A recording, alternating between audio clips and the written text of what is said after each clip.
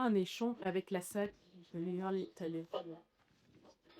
Et on commence avec Joël Vitier pour l'association Osiela et on va parler du guide Agir, Elduin et Rapporter. Vous êtes juste derrière. Bonjour. Ok.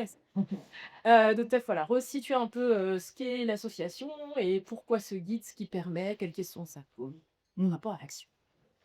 Merci Tachine. Bonjour à tout le monde. Juste, en préambule, j'ai potentiellement un appel urgent, donc sinon je sors, Maloué pourra prendre la relève sur, Ancilla. L'autre chose, c'est que, il y a l'assemblée générale d'Ancilla ce soir et du coup, je devrais partir juste après, les passages de là, donc je ne pourrais pas rester à la fin. Désolé, d'avance.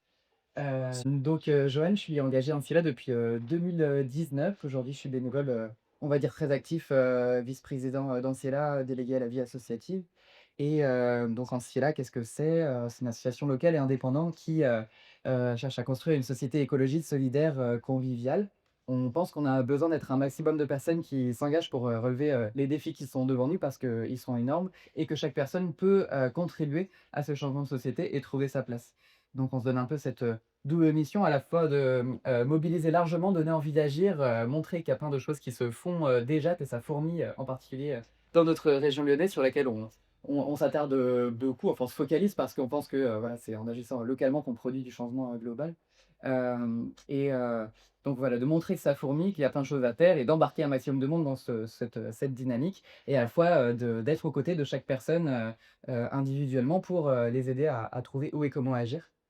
Et donc tout ça, ça se décline à travers, tout un tas de médias, dont, bah, voilà, le guide Agir à Lyon, en est un peu le fer de lance, on va dire. Et effectivement, il est arrivé à notre local avant-hier et sorti, hier en grande pompe sur les quais de la Guillotière.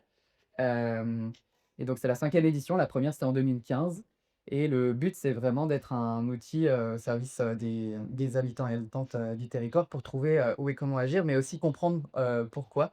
Il s'organise avec, un sommaire, thématique qui, va, nommer les différentes, thématiques parce que finalement les personnes peuvent avoir différentes, motivations en ouvrant, le guide. C'est peut-être le mot écologie ou solidarité qui leur a donné, envie ou alors, agir ou alors Lyon, le côté terroir, n'importe quoi. Et donc finalement le sommaire, il permet de dire: «Ah tiens, derrière l'écologie, bah, il y a les questions de l'alimentation et de l'agriculture, il y a les questions de la biodiversité, du climat, de la protection animale et cetera. Ah mais tiens, il y a aussi, OK, comment on suscite du vivre ensemble, comment on crée des liens de solidarité, auprès de différents publics». Et donc c'est vraiment aussi une stratégie d'éducation populaire pour que les personnes fassent le lien entre ces différents enjeux et bah, voilà, comprennent que, bah, tout se tient, finalement. D'ailleurs sémantiquement, solidarité et écologie, bah, c'est quand même assez proche. Il y a une approche qui est souvent plutôt anthropocentrée, l'autre qui est censée être davantage, écosystémique, mais c'est vraiment ce côté de se tenir, d'être en interaction les uns les unes les autres. Donc voilà, on essaye de faire vivre cette représentation que tout fonctionne, d'un bloc finalement et que, comme le disait Clémence, tout à l'heure, on a un maillage, associatif, local qui est dans une forme de culture de coopération où, on fonctionne en réseau et du coup on est, aussi capable de se renvoyer, la balle, en construisant des parcours d'engagement, en designant des parcours d'engagement pour les personnes, pour, en les incitant à aller voir un lieu ou à prendre telle ressource ou à aller à un événement en fonction de là où elles en sont dans, leurs envies, leur, politisation, et cetera. Et donc pour revenir au guide, jusqu'ici, il était, à prix libre, donc payant. On se disait que c'était, bah, déjà une manière de le financer parce qu'on est en autofinancement, mais aussi que le fait de le payer était une manière de, donner de la valeur à l'objet et de davantage l'utiliser. Pour celle-ci, on a changé de stratégie, on a fait une campagne crowdfunding en amont. Et on a mis de la pub. Bon, c'est Enercoop, Biopop, des choses comme ça, ça a priori, ça va. Mais voilà, pour le permettre de faire gratuitement et donc voilà, quand les gens venaient nous le chercher hier sur les quais, qu'ils en avaient pris un, on leur disait: «Bah, prends-en 3 ou 4, peut-être 10. Tu as bien, les amis, la famille, les collègues, pour le diffuser, pour vraiment, péter un plafond de verre qu'on a du mal à dépasser de peut-être, voilà, 15 000 personnes, qui, connaissent Ancilla, qui savent qui on est, qui bénéficient de nos ressources. Mais voilà, on est quand même, pas mal plus que ça sur le territoire et donc il y a un enjeu à aller plus loin. pour toucher davantage de monde.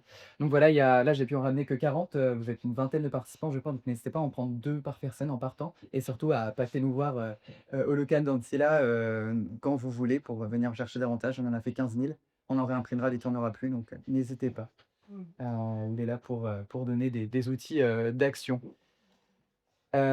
Pour les autres médias, on est sur la 9e année du magazine Agir à Lyon, qui est un magazine papier de 50 pages, avec une équipe de bénévoles.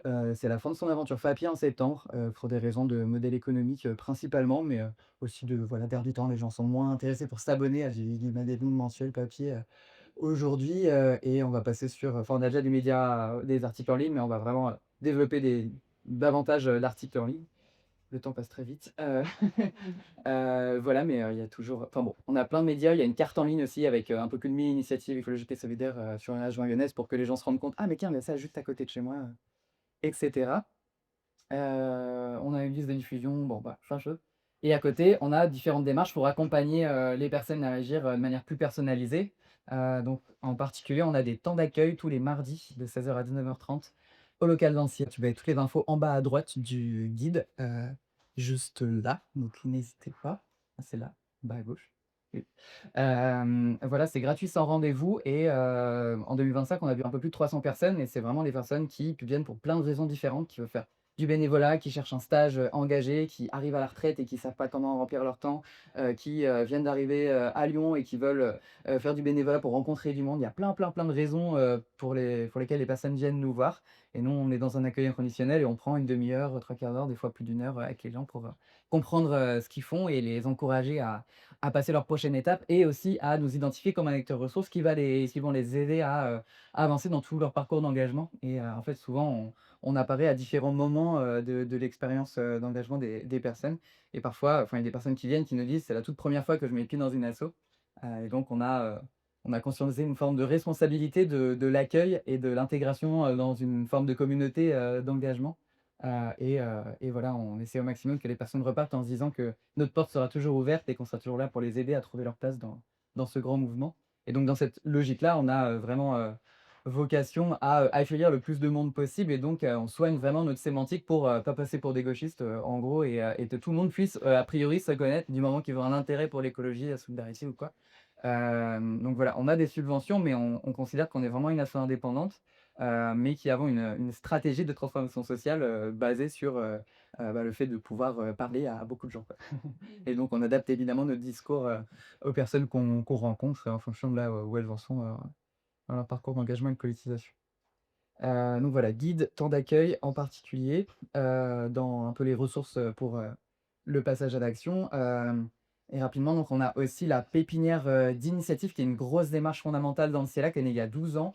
À l'époque, Anciella, c'était une asso étudiante qui, organisait des ateliers citoyens pour faire émerger des idées de politique publique et d'initiatives citoyennes en faveur de la transition écologique et solidaire. Il y avait plein de super idées qui sortaient, mais derrière personne n'en faisait rien. Et dans le même temps, des gens venaient voir Anciella en disant: «J'ai une idée, j'ai envie de la porter, comment je peux faire? Vous pouvez m'aider?» Et la pépinière est née de ce constat de se dire: «C'est pas forcément les idées, bien marketées, par des gens qui ont fait des grandes études, qui vont changer le monde, c'est plutôt des gens qui ont des valeurs et une intention de porter l'initiative» et donc comment Anciella s'organise pour être en capacité de renforcer leur action, les inscrire dans un réseau, et cetera et Mallory en parlera plus sur la dimension pépinière et entre les 2, depuis 2019, on a une démarche qui s'appelle les ambassadeurs du changement, qui vise à, renforcer des personnes qui, sont déjà engagées et qui vont avoir envie de faire bouger leur entourage dans une logique, de boule de neige. Et donc on a vraiment fait tout un travail de typologie et de ressources pour que les personnes se disent: «OK, j'ai, ma famille, mes amis, mes collègues de travail, les personnes de mon club de sport, de loisirs, et cetera» et bah, c'est tout ça, c'est des espaces dans lesquels il y a du collectif et il y a, moyen de, distiller, des prises de conscience, susciter des passages à l'action et potentiellement tendre vers des dynamiques collectives autour de l'écologie, de dynamiques d'entraide et cetera et donc voilà, on a une communauté de peut-être 650, ambassadeurs, ambassadrices du changement, qui ont accès à, des temps de rencontres et d'échanges, de formation, des groupes de travail spécifiques pour, faire bouger son lieu de travail, faire bouger ton campus, et cetera et nous, on est là pour les accompagner, à la carte, mais c'est plutôt des personnes qui agissent et nous, on est là cible d'entrée. C'est des personnes qui sont bénéficiaires dans ces là, c'est pas des bénévoles. Hem Et là et il y avait une petite question un peu sur les freins et leviers de l'engagement, qu'on identifie, hem Ouais, je donne des formations aux volontaires au service civique du théâtre depuis un moment et il y a toujours un temps de brainstorming sur cette question de qu'est-ce qui freine ou facilite le passage à l'action et dans ce qui ressort beaucoup sur les trains, il y a, beaucoup la méconnaissance des solutions, un sentiment de fatalité, un manque de temps, de moyens, des et puis des représentations, de l'écologie ou de l'engagement, du bénévolat. Ça fait peur quoi, les personnes se disent: «OK, si je m'étais dans une asso, je vais devoir y aller toutes les semaines» et cetera et donc bah, dans les leviers, c'est, justement quand les personnes viennent nous voir et qu'on peut prendre le temps de parler de tout ça, on déconstruit énormément de représentations. On explique qu'il y a plein de choses à faire et que, bah, les c'est pas dans une logique sacrificielle, le bénévolat, c'est, faut que les personnes réfléchissent à qu'est-ce qu'elles ont vraiment envie de faire. Nous on parle de quête de l'engagement, on a quête de sens, d'utilité, de lien et en fait, c'est des choses que les personnes recherchent quand elles s'engagent et on invite les personnes à, discerner qu'est-ce qu'elles ont à quoi elles aspirent, qu'est-ce qu'elles vont rechercher dans l'engagement et on pense que, c'est en se posant ces questions-là et en allant les tester, sur le terrain que, il y a le plus de chances que les personnes trouvent leur place et s'engagent dans la durée. Parce que, voilà, on pense que la transformation, du monde, ne se fait pas, en un grand soir ou en, un grand événement, associatif, mais que c'est, en favorisant le fait qu'il y ait un maximum de personnes qui agissent, le plus possible et dans la plus grande durée possible qu'on pourra réellement transformer cette société parce que, c'est au quotidien que ça se fait, quoi. Voilà et on a aussi cofondé du coup avec mon là l'Institut Transition il y a 5 6 ans qui est un organisme de formation qui, hem, accompagne et forme des personnes en évolution professionnelle. Il y a une promo de 50 personnes tous les ans et qui, forme les, professionnels, de la transition écologique et solidaire, donc qui viennent faire de formations mutualisées, à l'institut, pour, progresser, renforcer les équipes. Et voilà, c'est une forme de continuité du projet associatif dans ce cas-là pour, voilà, finalement que, l'engagement ce soit pas que, le bénévolat, mais qu'il y ait aussi de plus en plus de structures qui deviennent employeuses, qui se développent et qu'on puisse, flécher davantage de temps, de travail sur la transformation, de notre société. Taïb. Yes. Tu parfaitement redonné. Merci pour tous ces exemples qui permettent aussi de voir, qu'on peut avoir des leviers d'action à différents moments entre, des personnes passées pas pour la première fois, des personnes qui sont déjà engagées, qui ont pensé, des professionnels. On voit que cette question d'agir, elle est très liée à la question de l'engagement. Voilà, est quelque chose d'important. Hem Et par rapport aux freins que vous disiez, on voit, voilà, comment le guide, ce que vous le temps de l'accueil et cetera permettent, d'accompagner sur, qu'est-ce qui existe comme solution? Est-ce que c'est vraiment pour moi? Est-ce que le bénévolat, ça me correspond? Et sur le sentiment de fatalité, j'ai l'impression que vous misez beaucoup de choses sur le collectif, sur la cette dimension, Mmh. de ce que j'entends. Ouais, de rendre les Ouais. de montrer que ça se passe, qu'il y a plein de gens qui font ça et qui sont contents de le faire.